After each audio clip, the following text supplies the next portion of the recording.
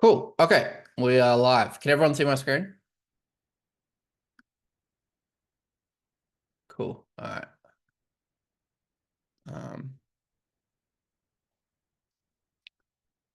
cool.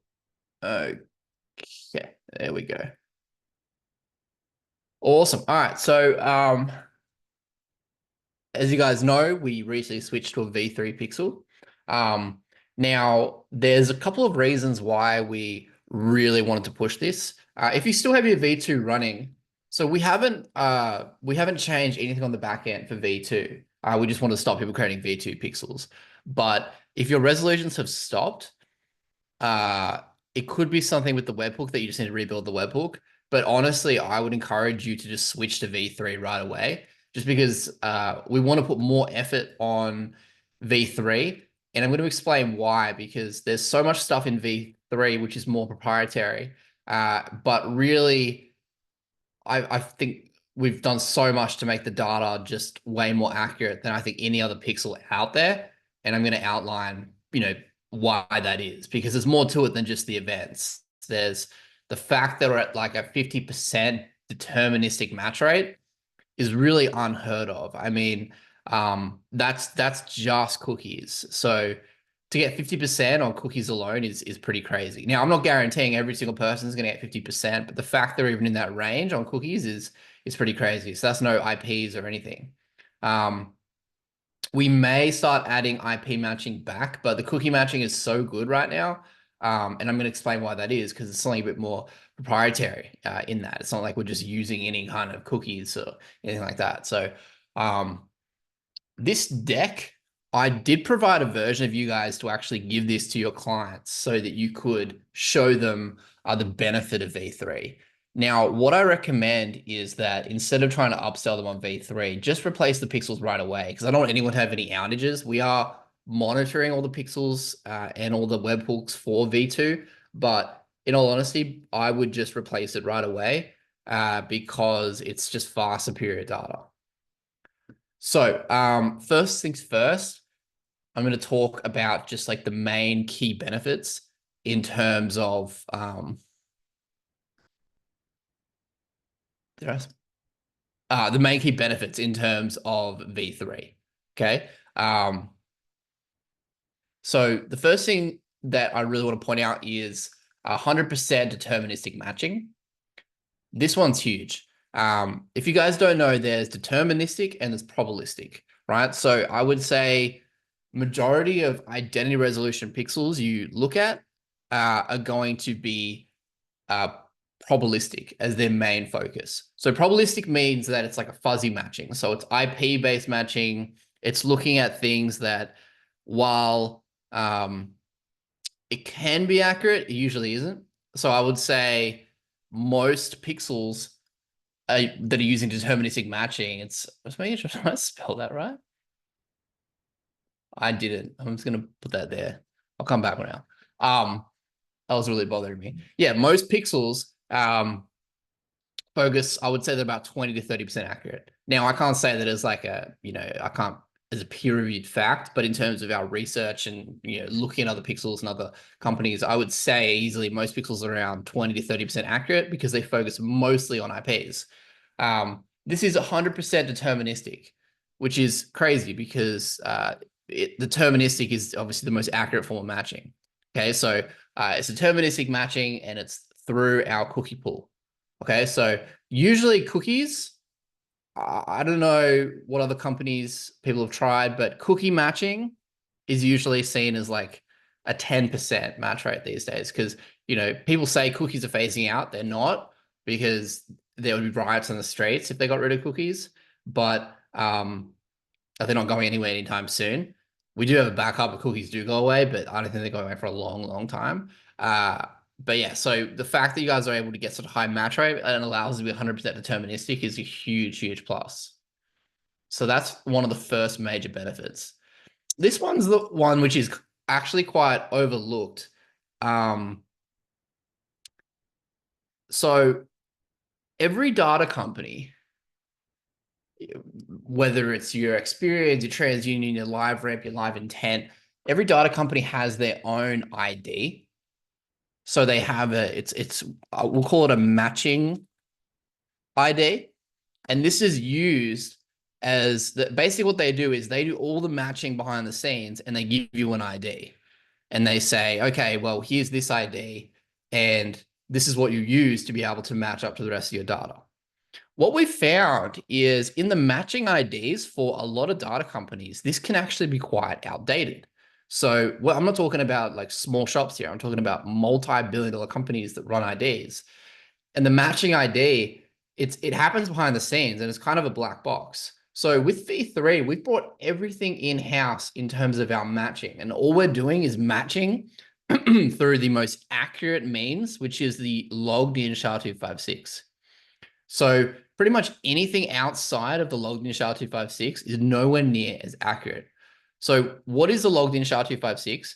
If you go onto a website, like if I'm in, I don't know, like I'm in Typeset right now. If I log into Typeset, I'm putting in my email and I'm putting in my password, and it's basically it holds my password and it's a logged in SHA-256. So that is the most accurate way to be able to track someone. And this has about a 99.999% accuracy is the SHA-256 matching. So what that means is you're actually making sure it's the right person. I can't tell you exactly how many companies, but probably all companies have their own matching ID. The thing about it is that it's almost like how do I describe it? It's almost like if you have the cleanest data, like the cleanest water, but you put it through muddy pipes, it's going to end up with some mismatched data. So what we're doing is it's not that we don't trust other matching, but we have seen that a lot of the big companies with their matching IDs, it is almost not maintained enough because the companies they're working with don't check that out as much because a lot of the people are doing so much volume, it doesn't really matter if it's not as accurate. Whereas we work with agencies, so it's like we need to make sure it's 100%. So that's why we put in our own ID. But that's a huge, huge plus there. I mean, if you want to use that in terms of a talking point for clients, that's a massive one. Signal stack events tracking. So in the new Pixel, you guys will notice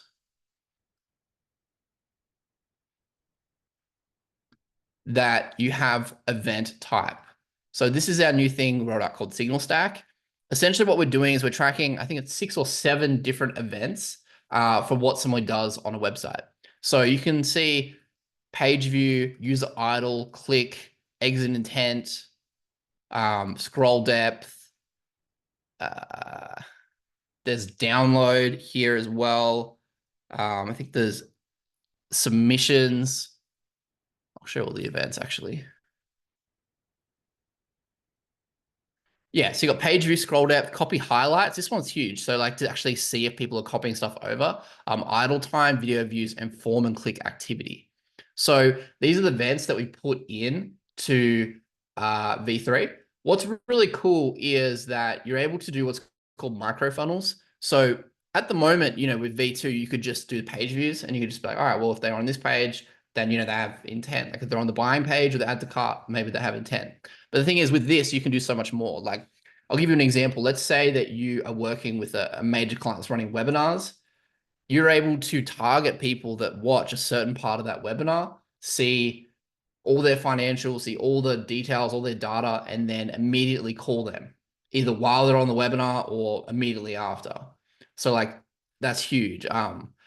In terms of you could put out a lead magnet or like a research article and you could see who's actually like copying stuff over.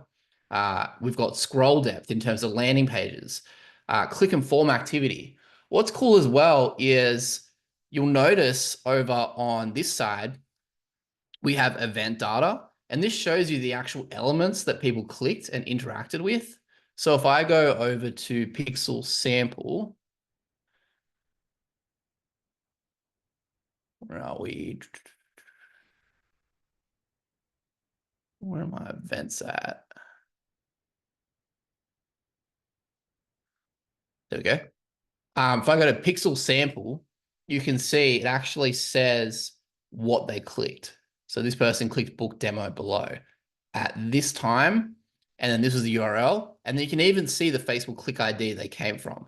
So if you go further down and you look at other events, so if we look at, so click exit intent, this is the site they exited on. We can see user idle. Obviously, this is the landing page they will use idle on. More click data, scroll depth. There's video views. I didn't have a video on this website, so there's going to be no video views, but that's all the data you're getting with V3, which is awesome. So these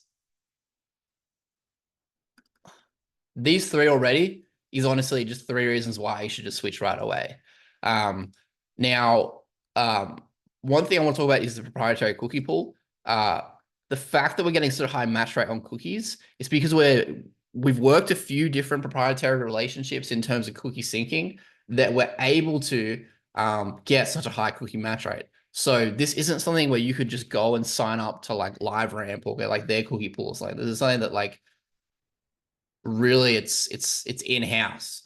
So the match rate that we're seeing via cookies, I don't think other pixels can get it just because they haven't done this same type of partnership with their pixel. I'm not going to talk too much on that. I don't want to say like, oh, we're the best, we're the only ones that can do it. But I would just say there definitely is an edge in terms of pitching this to your clients. And if somebody says, how do you stack up against other pixels? Like these are just some of the key talking points. Now, what I'll do is I'll add this to the deck. This one I put together. I'll send you guys. I already posted it in school, but I can see the template in terms of how it stacks up. Just a rough comparison of how we compare to like Leadfeeder, B2B, pretty much if you guys have any ones you want us to run a comparison on, we can tell you. But really, you've got deterministic match rate. We're seeing historically 55%. These companies, I would say, are probably below now, probably below 15%. Oh, I didn't add Pearl Diver, but honestly, that's probably going to be the same as this one here.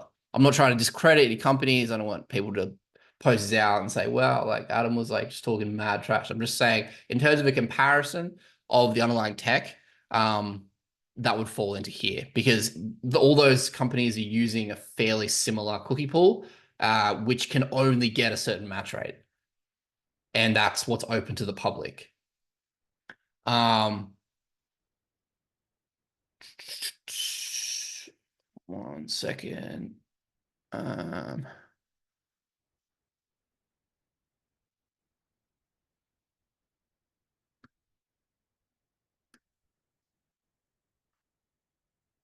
What about the privacy language you were speaking of?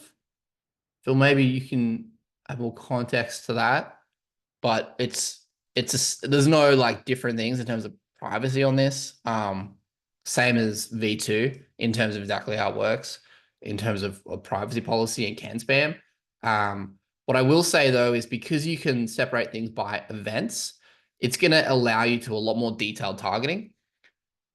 In terms of how we want to show this data to you guys, right now, everything really comes through the webhook, and you can see it on here. But what we're looking to do is, as we get into some more stuff where you can start building dashboards for your clients, I think what we're going to do is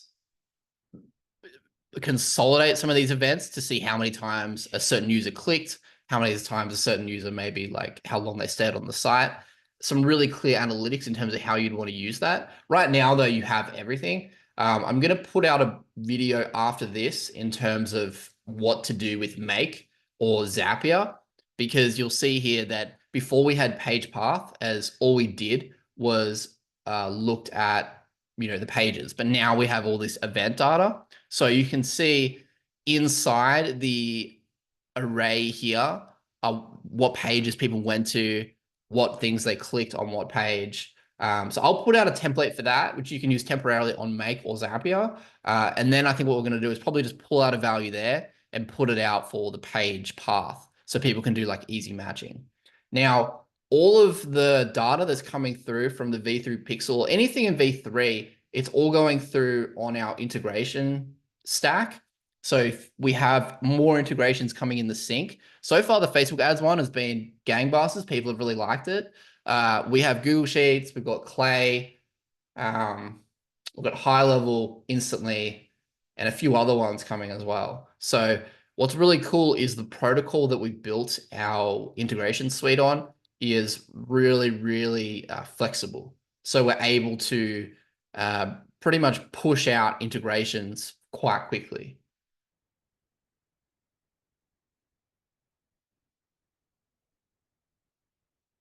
Okay. Is this built to integrate with the CDP? So as of right now, the CDP isn't accepting webhooks because we're just figuring out how we're going to do it because the CDP has workers. So what that means is if your data is refreshing every day, workers on the back end are pulling in the data because it uses reverse ETL. So it's basically querying the data, pulling it through, pushing it to all your places. In terms of a webhook with the CDP, we would have to figure out the cadence in terms of how it would work real time. With a webhook right now, you can put in the make and it just goes through like that. But with the CDP, it's a little bit different. What I will say is that we're probably going to focus more on the integration suite with the Pixel. So putting Google Sheets and things like that in this sync. Reason being, because the CDP, I would say, is not really designed for real-time activity for like a webhook or something. We can look at a webhook in the CDP, but just because it is a bit more complicated, you would have to set up workers, and I have to see like how that works in terms of how it affect everybody's accounts.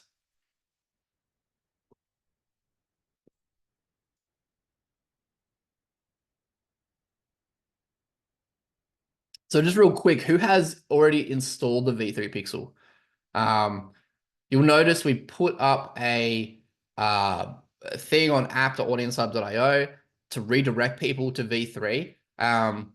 I can't tell you how many emails, text messages we've sent to get people on V3. I think some people just still either weren't checking the email or something like that. But we really just need everybody to get on V3 because we want to start winding down V2 so we can put more resources on V3. Because right now we're running two massive infrastructures and we want to just put it all into V3.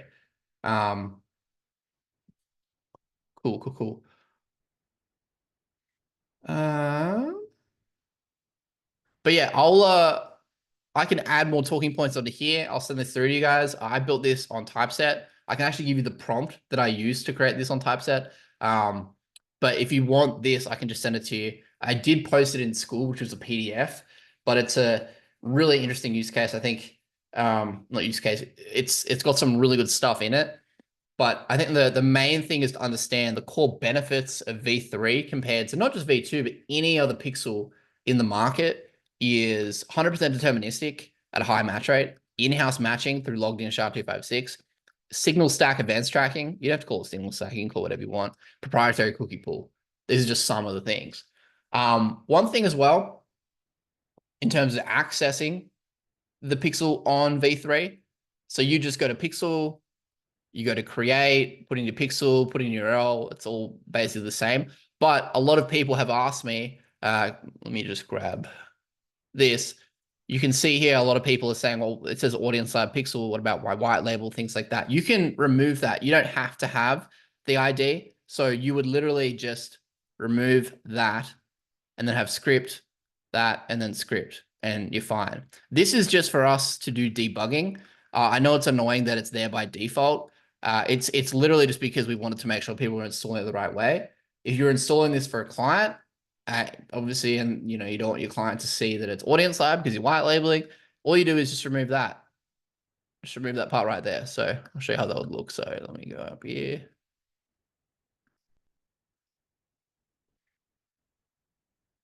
So if you're installing this on the header of a website, you would just go like this.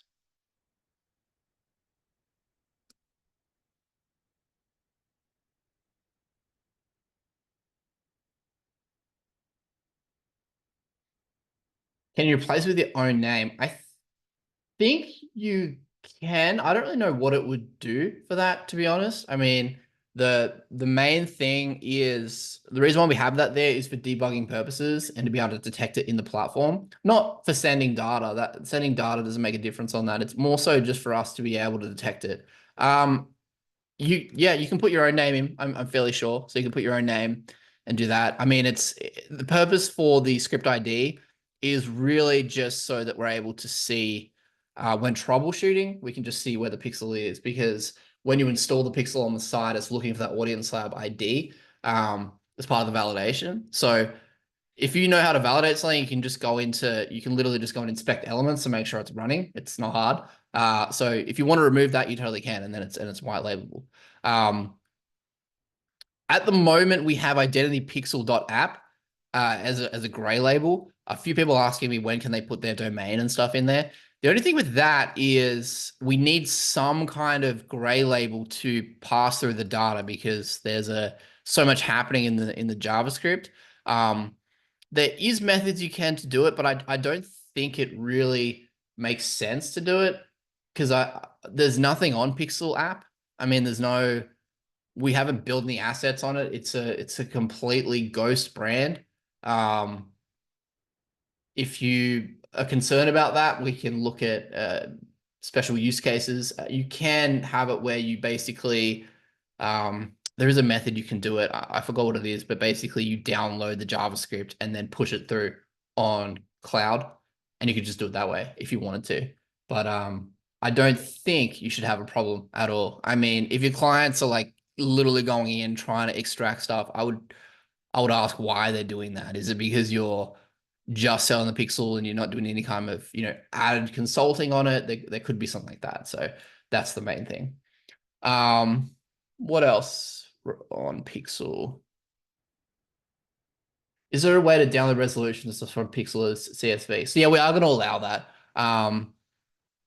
We just were making sure all the events are in place. There's a few more things we may be pushing through, but that one doesn't have any yet. Let me see.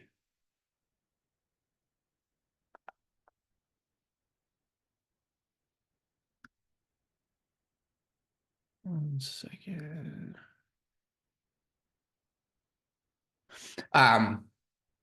Yeah, I mean, I don't see any trouble in terms of just being able to download these.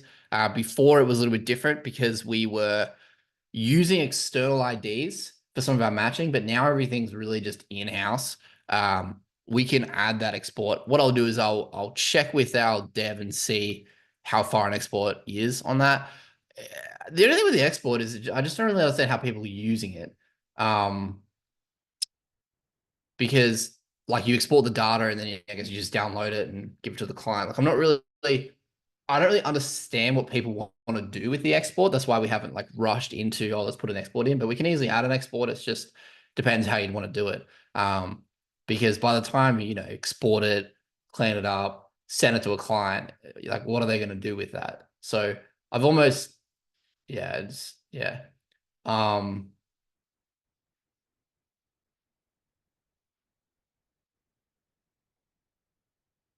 did you delete the pixels? Non-Jaden?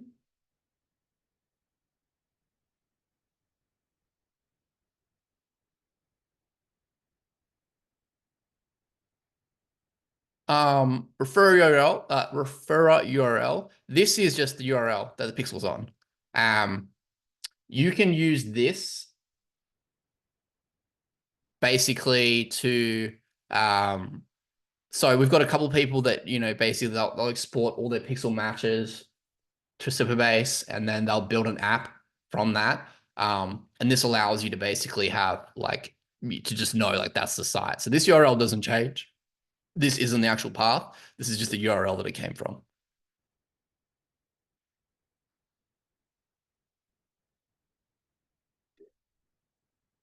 Oh, I can say like a bit of a debate going on about clients trying to reverse engineer the pixel.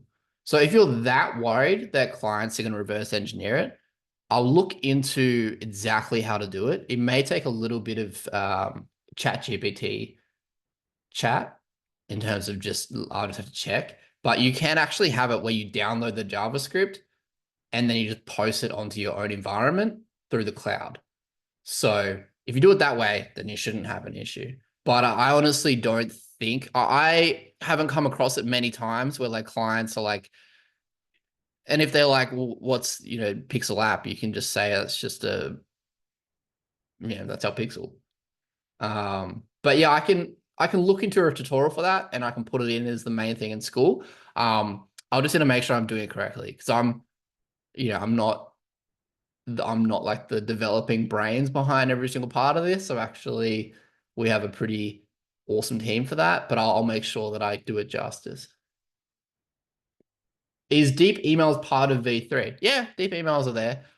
We are running. So in terms of deep, results have been really good so far in terms of deep. I mean, there's been like one anomaly where I found they didn't get the deliverability that we usually see across everything, but that was a certain setup via high level. I need to make sure what that setup was, but anyone else I've spoken to, they're getting under 0.05% bounce on using deep, and that's no external validation, just deep email directly emailing it out.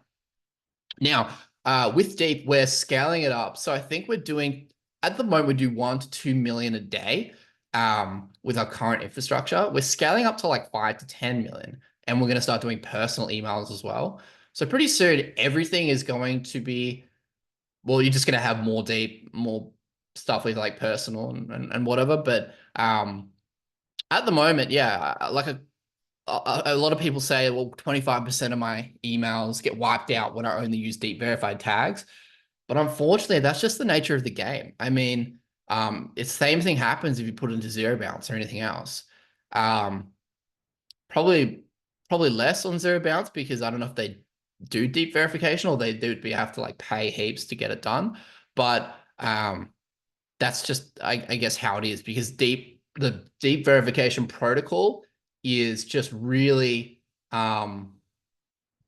strict. It goes through, does an SMTP and does the triple verification, but then it goes through and does like a whole like deep, hence the name, on catch-alls. Non-Jaden. I don't know. Who is that?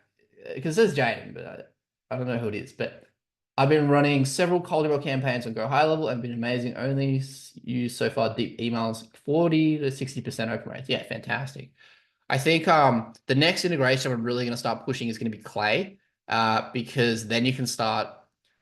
I mean, you actually, because I know the data sources that Clay uses in terms of enrichment, and I'm going to be honest, it's more or less the same as you're going to be getting here. There may be some stuff that Clay has that we don't. Like, I'm not saying they're a billion-dollar company. We're not. So, but we are going to add a Clay integration so you guys can start pushing data through and do stuff with Clay. How did you pitch the Super Pixel? And people ask, how did you get this? I mean, that's really up to you in terms of how you want to do it.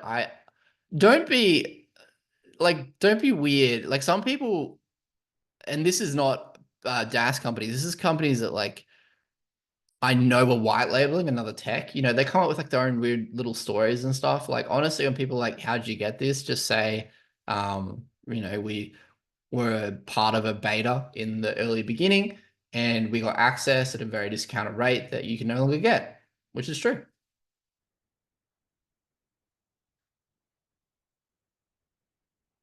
One thing that you don't want to do, because a lot of people are like, well, why doesn't Facebook do this? And why doesn't Google do this? And, they're a multi-billion dollar company. Like, if they wanted to build their identity graph, they could. But that would be like the casino running sessions on how to card count, wouldn't it? You know what I mean? Like, a lot of people are like, oh, why wouldn't Facebook just do it? Because, like, they need to make money. Like, why would they make it so they can have people getting cheaper ads? Like that's the main thing. So it's not that they can't do it. They have all the resources to do it. They have way better data scientists than we have. They're a multi-billion dollar company. It's just they don't want to because that's gonna like tank their revenue if they did that. So that's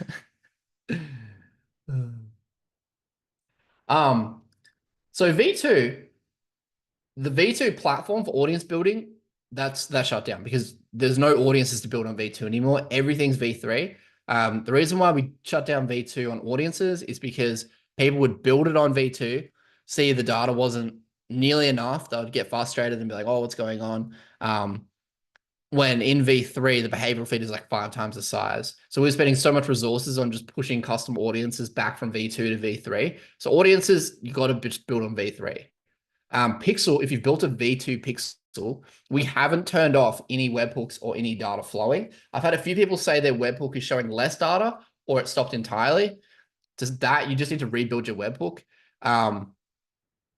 So like you can actually just go through and just click refresh. But honestly, I would use this opportunity just to put V3 on. If you have a client that's like, hey, we're getting less data, we're not seeing any data, just say, oh, let me just upgrade this to V3 and just do it that way. I think that's a lot better than trying to configure the webhook again. Just because we really just want to shut down V2 entirely because it's taking up, resource that we could put into V3. It's essentially 2 massive servers that we're running. When we'd rather people just use V3 because it's better data with proprietary matching, a lot of good stuff in there.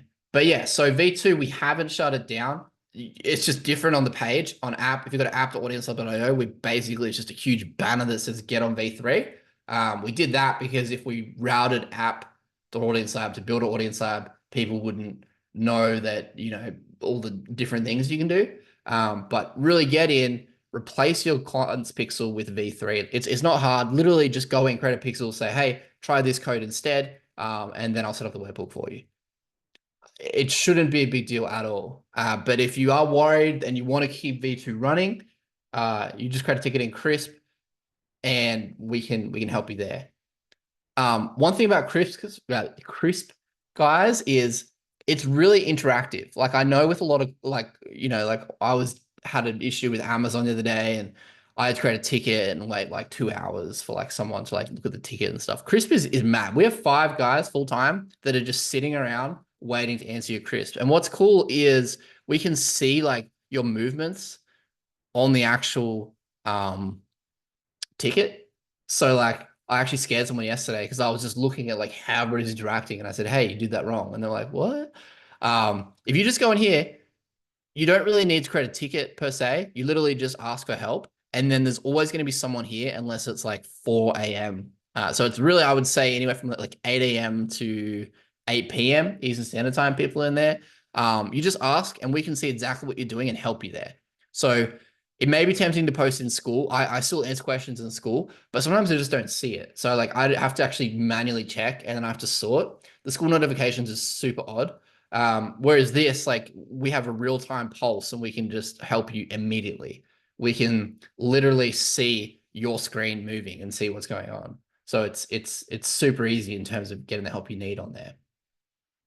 But yeah, overall, if you're seeing any issues with the V2 Pixel, I would just use that as an excuse for your clients to go to V3. And you're taking a negative and a positive. You're saying, hey, it's not getting as much data. We have this huge upgrade. We're doing that now. It'll take 5 minutes to install it. And then they'll see data in 10 minutes. You know what I mean? But if you want to stay on V2 and that's a huge issue, then we can work on just refixing that webhook if you're seeing any issues on there. Rob Bickham, where do we go again? Like for Krisp. So if you're in Audience Lab V3, which is the only one you should be in, you should just go in here and you just literally just say, hey, I need help with this. And then put in your email address. The reason why I put in your email address is because it allows you to see like where your account is. Oh, too small to read. It's just that little blue icon here.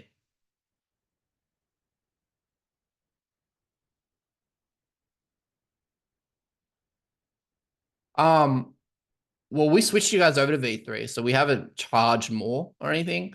It's going to be more for people that are joining, like haven't been an Audience Lab. We slowly keep increasing the price of DaaS and Audience Lab to create some kind of barrier of entry between the people that signed up first and the people that sign up later.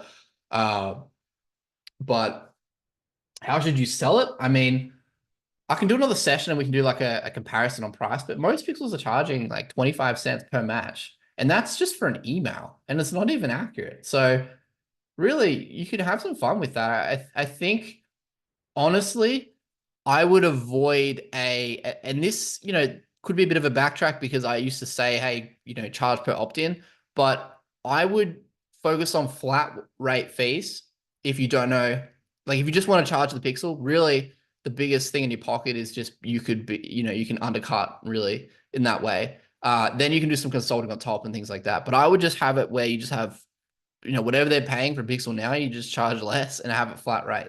Um, Purely because we've got things optimized to the point where like we're not charging you guys like something crazy like 25 cents per match. You're essentially getting like wholesale data through this relationship. So I would do it that way in terms of the V3 pixel. I'd say you get the event data, you get this data, you get this data. You could just do it like $500 to $1,500 per month per pixel. And you would still be charging a lot less than any other pixel product out there and getting better data.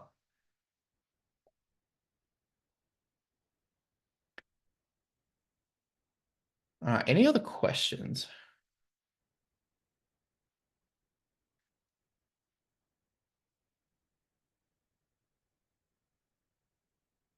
Okay. So, with this is going to come through Crisp. We're just configuring this a little bit more in terms of how it looks for audiences, but we're putting in what's called Spark. Spark is basically like every audience that you guys build, every description you build for custom, everything that we edit, we've trained an AI on exactly how to do that. So Spark is going to be coming through in here, and that's going to be able to help you build audiences. Now, Spark isn't connected to the API of Audience Lab, which means it doesn't create the audiences for you, but you can actually build out full marketing plans using this new chatbot that we've built out. And it's trained on the inventory. So I'll show you a quick brief now.